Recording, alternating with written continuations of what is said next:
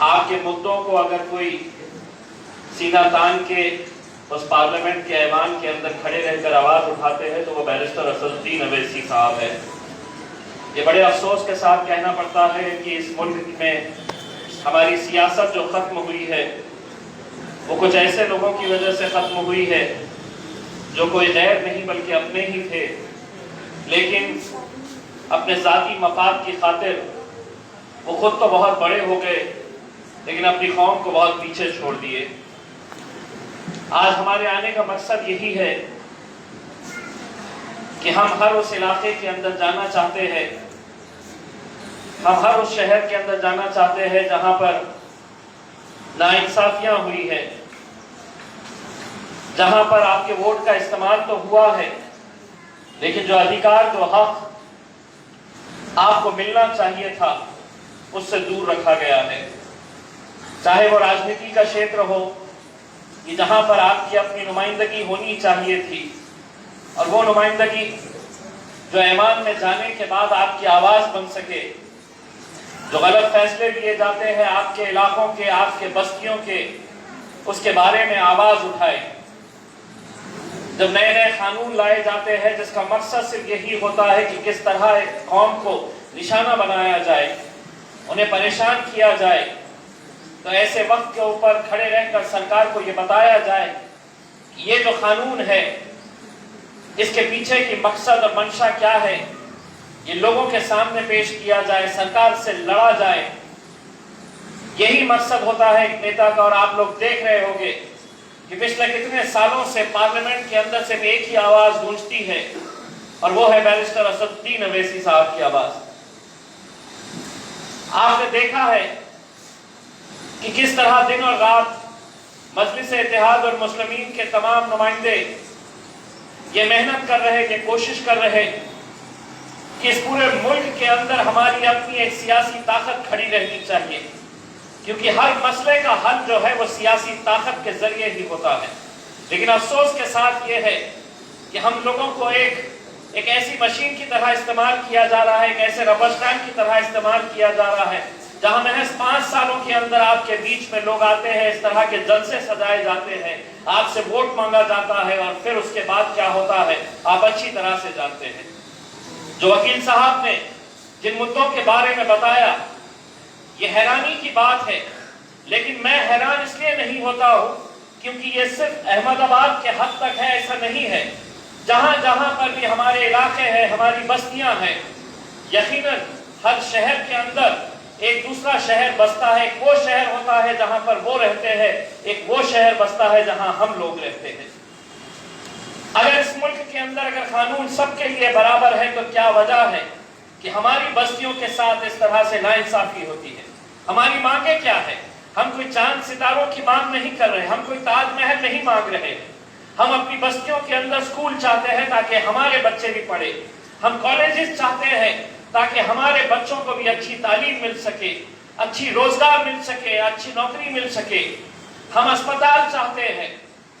لیکن اگر یہی بیسک چیزیں اگر ہمیں پچھلے 70 سالوں سے ہم سے دور رکھا گیا ہے، اس کونے کے اندر آپ کو پولیس چوکی تو ملے گی، پولیس اسٹیشن تو ملے گا، لیکن اسکول کیوں نہیں کھولے جاتے ہیں؟ ہر ماں باپ چاہتے ہیں کہ اپنے بچوں کو اچھی تعلیم ملنی چاہیے۔ کوئی ماں باپ نہیں چاہتا ہے کہ میرا بچہ کالج میں پڑھنے کے بعد نوکری کے لیے کسی دور علاقے کے اندر جا کر اپنی روزی روٹی تلاشے۔ ہر ماں باپ اپنے بچوں کو اپنی آنکھوں کے سامنے دیکھنا چاہتے ہیں، لیکن کہیں نہ کہیں کچھ غلط نیتیاں ہیں، اور اگر اس کے لیے کوئی ذمہ دار ہے تو کوئی غیر ذمہ دار نہیں ہے۔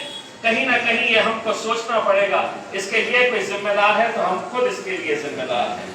ہم اس لیے ذمہ دار ہیں کہ ہمارے پاس جو ایک طاقت ہے، ایک ایسی طاقت جو ہر 5 سال کے بعد محض ایک بار آپ کو استعمال کرنا پڑتا ہے، اس وقت ہم بکھر جاتے ہیں، ہم لوگ بڑھ جاتے ہیں۔ اس وجہ سے آج یہ حالات ہمارے سامنے دیکھنے کو ملتے ہیں۔ اگر یہ حالاتوں کو بدلنا ہے تو ہم کو ایک طاقت بن کر کھڑے رہنے کی ضرورت ہے۔ جمہوریت کے اندر یہ ادھیکار دیا گیا ہے، ڈیموکریسی کے اندر ہر انسان کو کھڑے رہ کر اپنی آواز بلند کرنے کا ادھیکار دیا گیا ہے، الیکشن لڑنے کا ادھیکار دیا گیا ہے، آپ کو ووٹ ڈالنے کا ادھیکار دیا گیا ہے۔ لیکن کتنے ایسے علاقے ہیں، ہمیں تو افسوس ہوا یہ جان کر کہ گجرات کے کتنے ایسے نوجوان ہیں، کتنے ایسی माएँ और बहनें हैं जिनका इलेक्शन कार्ड तक नहीं बना हुआ है। यह अफसोस की ही बात नहीं है बल्कि शर्म की बात है, क्योंकि हम शिकायत तो बहुत करते हैं, लेकिन 5 साल में जब हम आपसे कहते हैं कि एक 10 मिनट के लिए अपने घर के बाहर आपको निकलना पड़ेगा और उस 10 मिनट के अंदर आपको तय करना पड़ेगा कि 5 साल आप कैसी हुकूमत चाहते हैं, कैसी सरकार चाहते हैं, या आपके हाथ में यह हथियार है। लेकिन अगर उसी हथियार का अगर हम इस्तेमाल नहीं करेंगे और महज 5 साल से शिकायतें करते रहेंगे, सिर्फ एक दूसरे के ऊपर उंगलियां दिखाते रहेंगे कि अगर ये खराब हो रहा है तो इसकी वजह से हो रहा है, उसकी वजह से, लेकिन कई उंगलियां आपकी तरफ इशारा करती है। हम लोग बहक जाते हैं, बढ़ जाते हैं, बिखर जाते हैं। ये बड़े अफसोस के साथ कहना पड़ता है, कई ऐसे इलाके हैं जहां पर हम लोग बिक जाते हैं। यह हकीकत है। ये अगर सिर्फ मैं आपके इलाके की बात नहीं कर रहा हूं, ये हर शहर के अंदर, मेरे खुद के अपने इलाके की मैं बात करता हूं कि बड़ी आसानी के साथ लोग कहते हैं कि ये बिरयानी में बिकने वाली कौम है, चंद पैसों के अंदर बिकने वाली कौम है। ये लोग इस तरह की जब बातें करते हैं तो कहीं ना कहीं हमें सोचना पड़ेगा कि इसके अंदर कितनी सच्चाई है। ये सच्चाई सिर्फ अहमदाबाद के हद तक ऐसा नहीं है। मैं जिस शहर औरंगाबाद से आता हूं या हैदराबाद की बात कर ले, या ऐसे कितने ऐसे इलाके हैं जहां पर यही हकीकत है, यही सच्चाई है, लेकिन कहीं ना कहीं हम इस सच्चाई से मुंह मोड़ रहे हैं।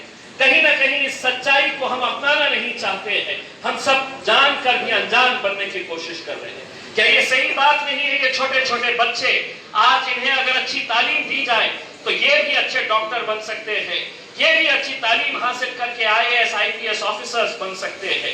लेकिन नहीं, हमें इन सब बातों से दूर रखा जा रहा है। इसलिए दूर रखा जा रहा है क्योंकि जो सरकारें बनकर आती है, चाहे वो किसी की भी सरकार हो, कहीं भारतीय जनता पार्टी की रहेगी, कहीं शरद पवार साहब की NCP रहेगी, कहीं कांग्रेस पार्टी रहेगी, कहीं समाजवादी पार्टी रहेगी, इन सबको मालूम है कि ये कौम बिखरी है और इनके लिए आवाज उठाने वाला कोई नहीं है।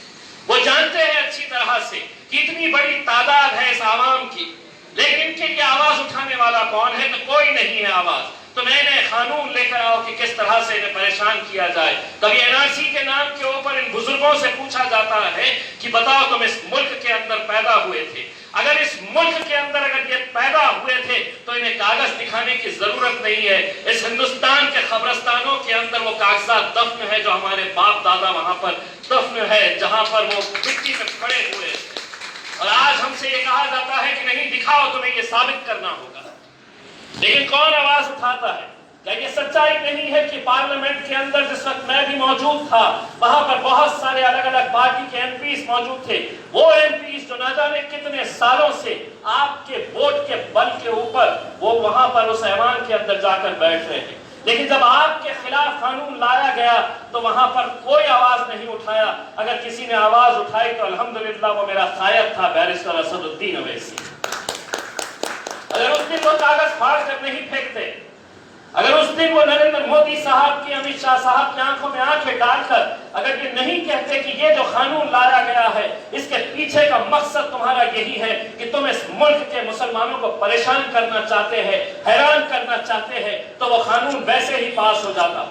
लेकिन उस दिन उनकी 1 मिनट की उस हरकत ने पूरे हिंदुस्तान के मुसलमानों को नींद से बेदार किया, नींद से जगाया। और जब लोगों को एहसास हुआ कि हाँ हमारे साथ ये कैसा गलत कानून लाया गया है, सरकार भी देखना चाहती थी कि हमें कानून जब लेकर आएंगे तो ये कौम वैसे ही सोती पड़ी रहेगी जो 70 सालों से सो रही है, या उठेगी।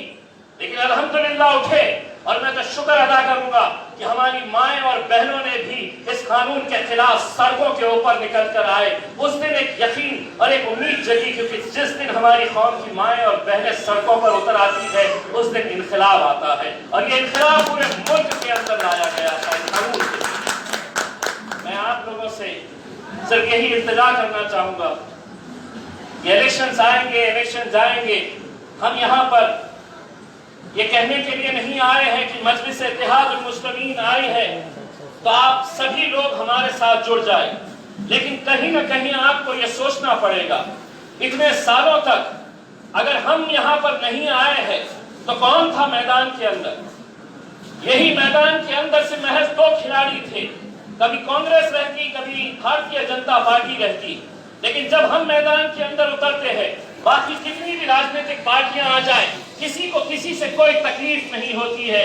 जैसे ही मजलिस आती है तो सारे लोगों के पेट में तकलीफ शुरू हो जाती है कि ये आए हैं तो अब इनसे इसका फायदा होने वाला है, इसको नुकसान होने वाला है। अब किसी के फायदे और नुकसान के बारे में हम सोचने के लिए नहीं आए हैं। अगर हम किसी का फायदा सोचने के लिए आए हैं तो ये आवाम का, इन माँ और बहनों का, उन बच्चों का फायदे के बारे में हम सोचने के लिए यहाँ पर आए हुए हैं।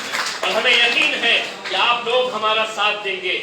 हम लोग यहाँ पर आए हैं महज लोगों से बात करने के लिए, लोगों से ये पूछने के लिए कि क्या आपके दिलों में हमारे लिए जगह है। अगर आपके दिलों में अगर मजलिस के लिए जगह है, अगर आपके दिल के अंदर बैरिस्टर असदुद्दीन अवैसी साहब के लिए जगह है, तो ये आपको अपनी ज़बानी बोलना पड़ेगा। और इंशाअल्लाह अगर आपने ये बता दिया कि असदुद्दीन अवैसी साहब ने गुजरात के अंदर आना चाहिए, तो इंशाअल्लाह हम आपको यकीन दिलाते हैं कि आने वाले कुछ दिनों के अंदर इंशाअल्लाह बैरिस्टर असदुद्दीन अवैसी साहब भी अहमदाबाद की सरजमीन के ऊपर आएंगे। लेकिन उन्हें रोकने के लिए कई सारे राजनीतिक पार्टियां पूरी ताकतें लगा रही है। कल एक जलसा हमारा किसी जगह के ऊपर हुआ, गोमतीपुर में। हमें बताया गया कि उस जलसे को नहीं होना चाहिए। उसके लिए कैसी कैसी कोशिशें की गई वहां के कांग्रेस के नेताओं के जरिए। क्यों ये तकलीफ है, क्या वजह है? ये जमहूरियत के अंदर अगर कांग्रेस को यह अधिकार है कि वो इलेक्शन लड़ सकती है, भारतीय जनता पार्टी लड़ सकती है, शिवसेना लड़ सकती है, समाजवादी पार्टी लड़ सकती है, आम आदमी पार्टी दिल्ली से आके लड़ सकती है, तो मजलिस इत्तेहादुल मुस्लिमीन इसलिए तकलीफ है कि ये समझते हैं कि ये जो कौम है ये हमारे बाप की जागीर है, इनका वोट हमारा अधिकार है और ये